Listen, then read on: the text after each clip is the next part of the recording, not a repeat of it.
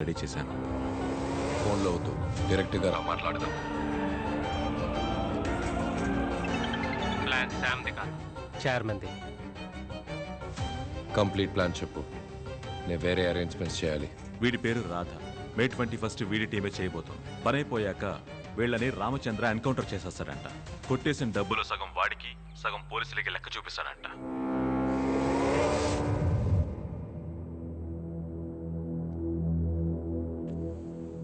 నన్ను చంపితే ఆ ఆడియో కమిషనర్కి వెళుతుంది. నీకేం కావాలి చెప్పు. బ్యాంకులోకి వచ్చి బేరు బ్రాండీ అడుగుతారా?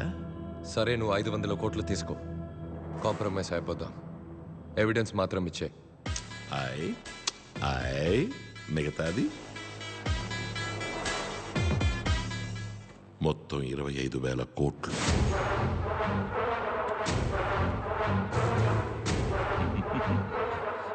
ఏ 25,000 కోట్లు? మర్చిపోయావా? పోనీ గుర్తు చెయ్యనా? బాగా డీప్గా వెళ్ళిపోయా. నీకు డెత్ కన్ఫర్మ్.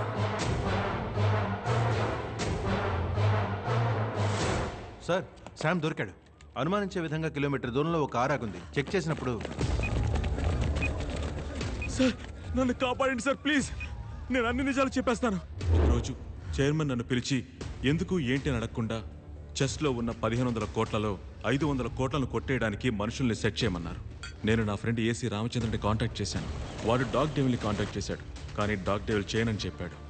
చేయనన్న వాడికి ప్లాన్ తెలిసిపోయింది. డబుల్ క్రాస్ చేస్తే ఏం చేయాలో తెలియక టెన్షన్ పడ్డాను. కానీ బయటకు చూపించుకోకుండా ఏం పర్వాలేదు, నువ్వు వేరే టీం చూడని చెప్పి డాగ్ డెవిల్ని వాచ్ చేయడానికి మనుషులు పెట్టాను. నేను అనుమానించినట్టే ఎప్పుడూ ఇండియాకి రానివాడు ఇండియాకి వచ్చాడు. ఎందుకు రిస్క్ అని ఆ టీంనే లేపేమన్నాను.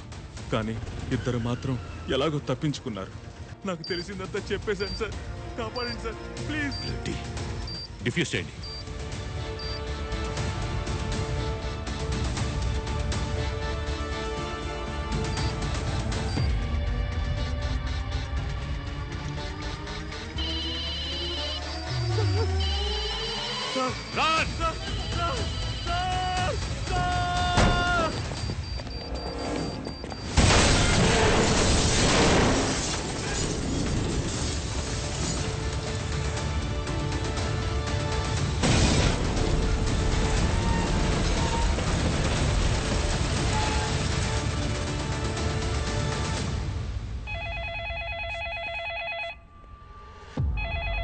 ప్రేమ్,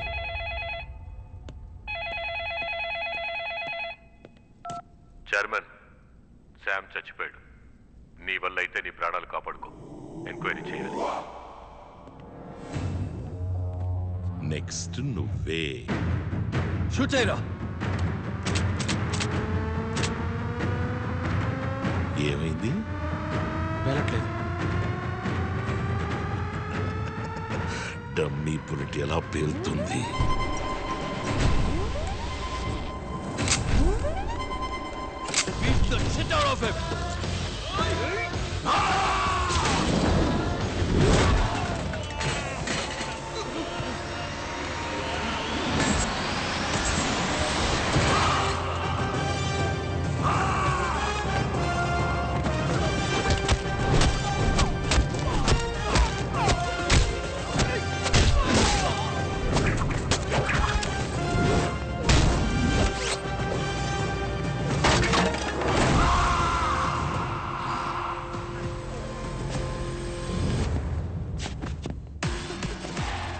నీ అబ్బా పొద్దున్నాడు ఎవడైనా నాలాంటి కంత్రి గడితో పెట్టుకుంటాడా?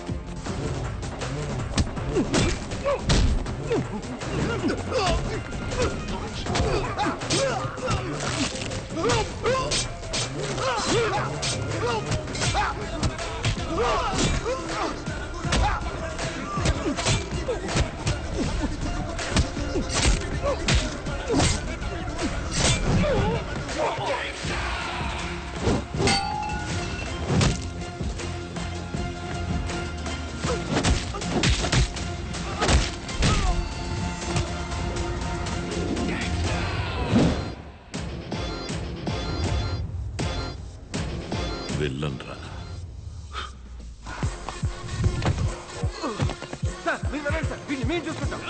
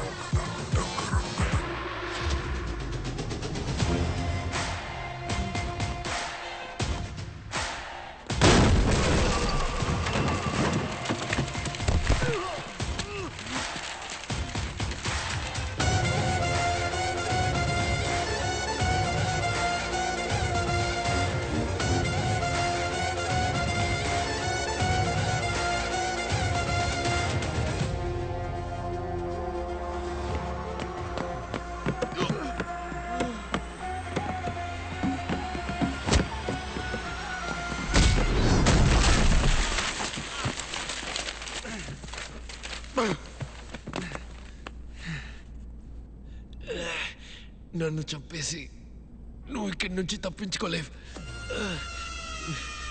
ఎవ్రీ 5 minutes 2 యాడ్స్ ప్లే చేయాలి. లైవ్ ని దానికి తగ్గట్టుగా స్టాకర్ చేసుకోవాలి. Okay and ticket tape ads ఎన్ని వచ్చినా వద్దనుకో. అన్నిటిని తీసుకోవాలి, అన్నిటిని స్క్రోల్ చేయాలి. బ్యాంక్ నుంచి ఒక ఎక్స్క్లూజివ్ వీడియో పంపించారు మ్యామ్. ఆనర్ ఏటీవీకి మాత్రమే దొరికిన యువర్ బ్యాంక్ దోపిడీదారుడి ప్రత్యేక వీడియోని ఇప్పుడు చూద్దాం. నమస్కారం. కమిషనర్ మీతో మాట్లాడింది నేను విన్నాను. Yes, he's right. Bank is just not a business, service కూడా. నేను ఒక సంఘటన చెప్తాను.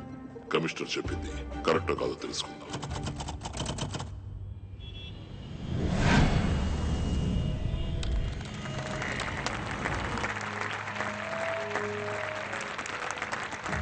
Credit cards, insurance, PL, mediclaim, mutual funds, ఎఫ్డీస్లలో ఎక్కువ కస్టమర్స్ ని పట్టి టార్గెట్ అచీవ్ చేసి ఈ సంవత్సరం best employee of the year award అందుకోబోతున్నది Solomon Marripalem branch, Rishi Huda colony branch, Shahrukh and Vishal MVP branch. వీళ్ళందరూ 5 days గోవా ట్రిప్ ని గెలుచుకున్నారు.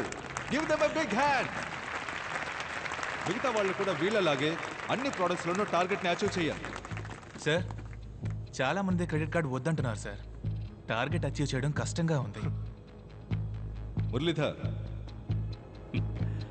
బాబు, కస్టమర్లను బోన్ పెట్టి పట్టాలి. బోన్ మాత్రమే పెడితే ఎలుక పడదు. అందులో ఎండు చేప పెట్టాలి. ఎండి చేప? నీ అన్నదమ్ములైన నిన్ను నమ్మి 50 రోజులకు వడ్డీ లేకుండా నీకు అప్పిస్తారా? మా బ్యాంక్ ఇస్తుంది అని చెప్పు. క్రెడిట్ కార్డు తీసుకోండి సార్, అవసరం వస్తే వాడుకోండి, లేదా ఓ మూల పడేసి ఉంచండి చెప్పు. తప్పకుండా తీసుకుంటారు. 50 రోజుల్లో డబ్బు తిరిగి కట్టకపోతే 36% వడ్డీ, వడ్డీకి వడ్డీ, అప్పు 3 నెలల్లో డబుల్ అవుతుంది. ఇవన్నీ చెప్పొద్దా సార్?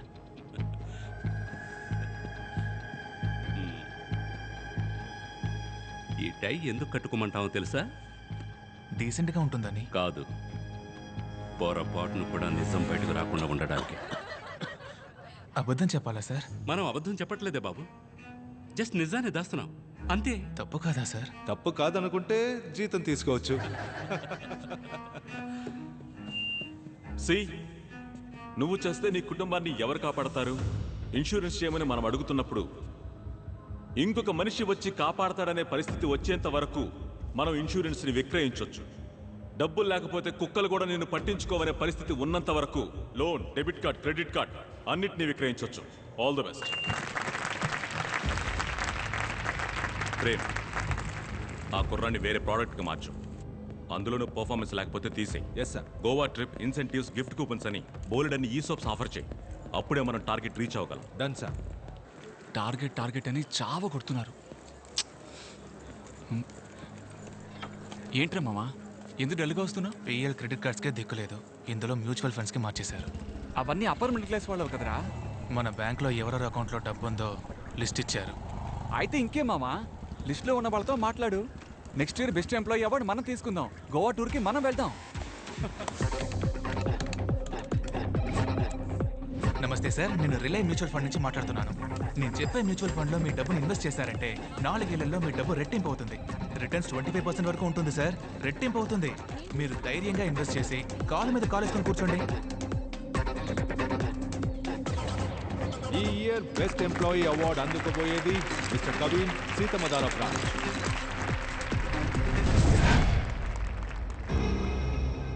బ్యాంకులు అధిక అప్పులిచ్చి దివాళా తీసే పరిస్థితిలో ఉండగా యువ బ్యాంక్ రిలే మ్యూచువల్ ఫండ్ సంస్థ దివాళా తీసినట్టు ప్రకటించారు. 5 లక్షల కోట్ల ప్రజల 25,000 కోట్ల రూపాయల పరిస్థితి ఏంటి? సిబిఐ విచారణ ఆరంభం.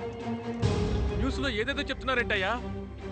ఏమయ్యా, నిన్ను నమ్మే కదయ్యా డబ్బు పెట్టాను. నేను మీ బిడ్డలంటోడిని, నన్ను నమ్మి వెయ్యండి అని చెప్పావు కదా. ఏయ్, బయటికి రారా. ఏయ్, ఇక్కడ బయటికి రారా. మమ్మల్ని మోసం చేస్తావా? మమ్మల్ని మోసం చేస్తావా? నీ అంతు చూస్తావు.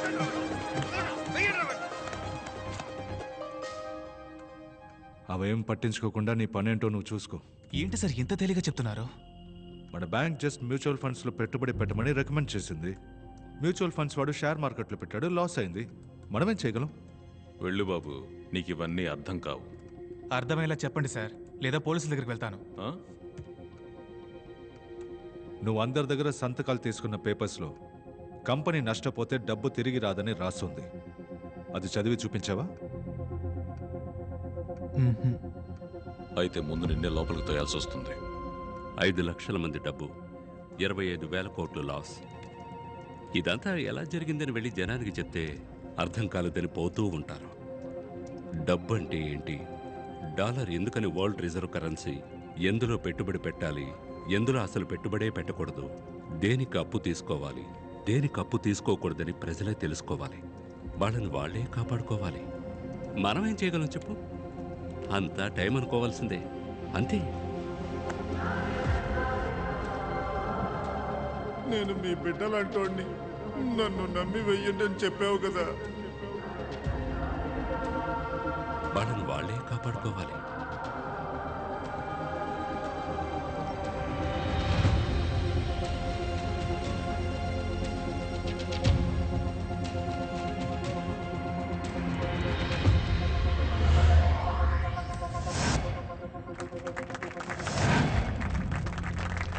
Welcome Krish. Thank you Sam.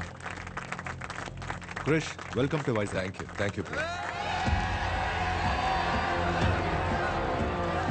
వాళ్ళు వదిలిపెట్టకూడదు. రండా. ఏయ్, రండా, ఏయ్, ఏయ్, వదిలిపెట్టరా. సార్, కొన్ని వేల మంది కత్తులు, కర్రలు, పెట్రోల్ క్యాన్లు తీసుకొని మన బ్యాంకును చుట్టుకుంటేశారు సార్. పోలీసులు వచ్చే వరకు అప్పుడు కష్టమేమో సార్. ఆ డబ్బుని, ఆ డబ్బుని, ఆ డబ్బుని. ఆగండి అయ్యా, ఆగండి. ఆ డబ్బుని మీరు తగలెట్టుకుని చస్తే డబ్బు రాదు. ఇక్కడ నుంచి వెళ్ళిపోండి. మేమెందుకయ్యా తగలబెట్టుకోవాలి? మేమేం తప్పు చేశాం? ఈ పెట్రోలు మిమ్మల్ని తగలబెట్టడానికే. మీరు మర్యాదగా మా డబ్బు తిరిగి ఇవ్వకపోతే మొత్తం బిల్డింగ్ నే తగలబెట్టేస్తాం. ప్రేమ్, నేను వైజాగ్ వస్తున్న విషయం పబ్లిక్కి ఎలా తెలిసింది? తెలీదు క్రిష్. నేనే చెప్పాను.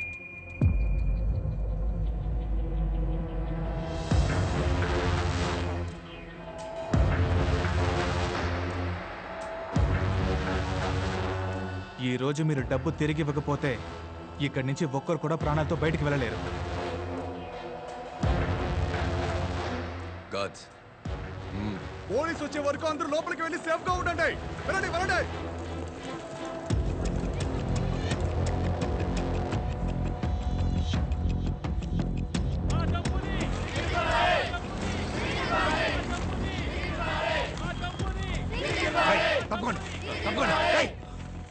కోర్టులో కేసు జరుగుతుంది. అది పూర్తయ్యాక మీ డబ్బు మీకు అందుతుంది. మేము చచ్చిన తర్వాతే ఆ కేసు పూర్తవుతుంది. కడుపు కట్టుకుని ఎన్నో అవమానాలు పడి ₹1 సంపాదిస్తున్నాం. మమ్మల్ని ఇలా మోసం చేయడం న్యాయమా సార్? బ్రతకడం కోసం చచ్చేంతగా కష్టపడుతున్నాం. మా డబ్బుని ఎలాగైనా ఇప్పించేయండి సార్. తమ్ముడు, ఇది ఫినాన్షియల్ క్రైమ్. నువ్వు, నీ బాబు, గవర్నమెంటే తలుచుకున్నా కూడా నా దగ్గర నుంచి ₹1 కూడా వసూలు చేయలేరు. సార్, డబ్బు తిరిగిచ్చేయండి. ఈ స్కామ్ మీరే చేశారనడానికి నా దగ్గర అన్ని ఆధారాలు ఉన్నాయి. వాటిని గనక ప్రెస్కి ఇచ్చానంటే మీరు బయటికి కూడా వెళ్ళలేరు. అందరూ కలిసి చెప్పుతో కొడతారు. అలాగా?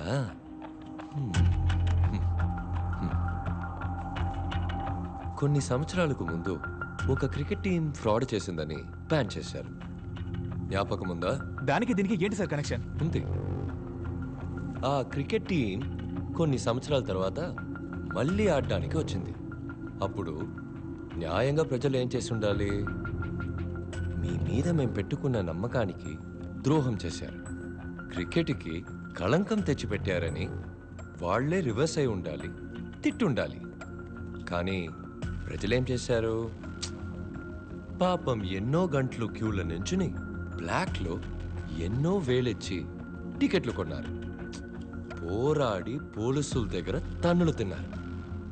ఈ టీం కోసం ప్రాణాలు కూడా ఇస్తామన్నారు. దీని నుంచి ఏం అర్థమవుతుంది?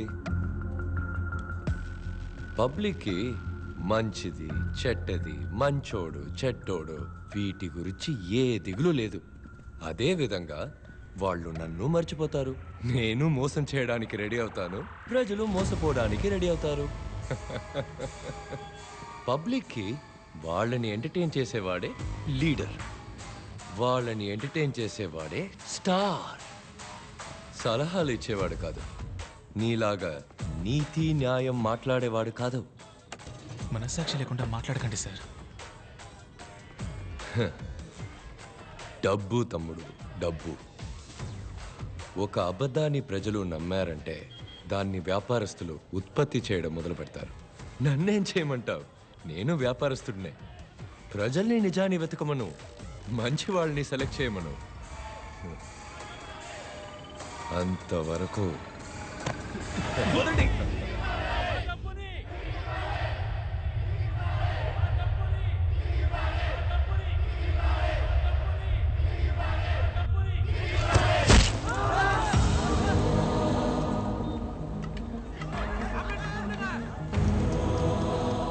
పబ్లిక్ బిల్డింగ్ పగలకొట్టి లోపలికి వచ్చి మన యోర్ బ్యాంక్ స్టాఫ్ ని పైనుంచి కిందకి తోసేశారు.